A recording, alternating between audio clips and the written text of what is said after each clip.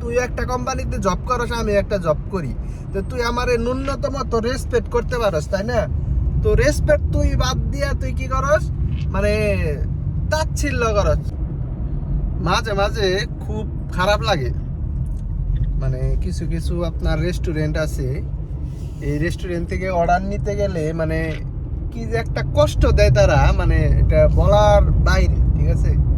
তো যারা ডেলিভারি করেন অবশ্যই জানেন, কিন্তু যারা আসবেন নতুন করে তাদের জন্য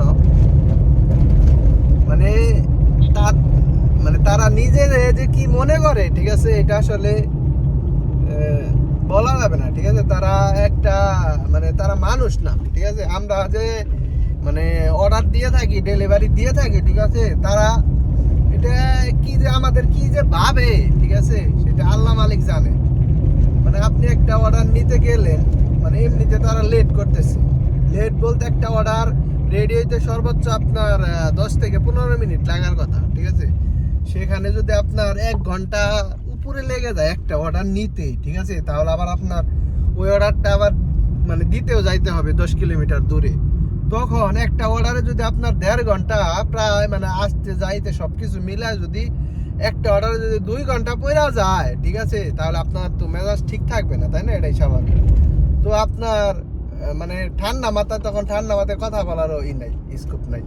কিন্তু মানে এরা এমন একটা ব্যবহার করে, বুঝছেন? আপনি যদি বলেন যে মুদির দেখেন কি ভাই এটা দেখেন এত লেট হচ্ছে কেন, মানে তাদের কথাও বলার মনে হয় অন্যরকম একটা সিস্টেমই অন্যরকম, মানে তারা একটা মানে কি নিয়ে বসে আছে, বুঝছেন? এরকম একটা পরিস্থিতি।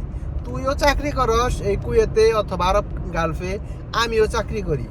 এমন না যে আমি ভিক্ষা করে খাইতেছি, তাই না?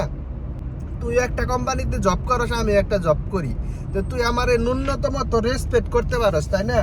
তো রেসপেক্ট তুই বাদ দিয়া তুই কি করস, মানে তাচ্ছিল্য করস। মানে এরকম মনে হয় মানে আমি ওর কাছে একটা ভিক্ষা নিতে গেছি, ঠিক আছে? মানে ডেলিভারি লোকেদের এই চোখে দেখা হয়, মনে করেন কি একটা অবস্থা ভাই, বুঝতে পারছেন? মানে অনেক রেস্টুরেন্টে এরকম করে, শুধু মানে যে আমি বলবো 2-1টা তা না, মানে অনেক মাতাম, ঠিক আছে? অনেক রেস্টুরেন্ট এমন ব্যবহার, এমন বাজে ব্যবহার, ঠিক আছে, আসলে বলাই বাহুল্য। আরেক আরেক কথা হইলো, আপনি মনে করেন আবার কিছু কিছু আছে মানে রেস্টুরেন্টে আপনার পিক আপ করেন, মানে পিক আপ বলতে মনে করেন যে আপনি অর্ডারটা যে বুঝা পাইলেন, মানে এটা করেন, ঠিক আছে? তো মানে মাঝে রিপোর্টও করতে হয়, রিপোর্ট না করলে আসলে ওই সময়টা যে আপনি ওইখানে যে যাবেন অর্ডারটা নিয়ে, এই সময়টা আর কি বাড়বে না, ঠিক আছে?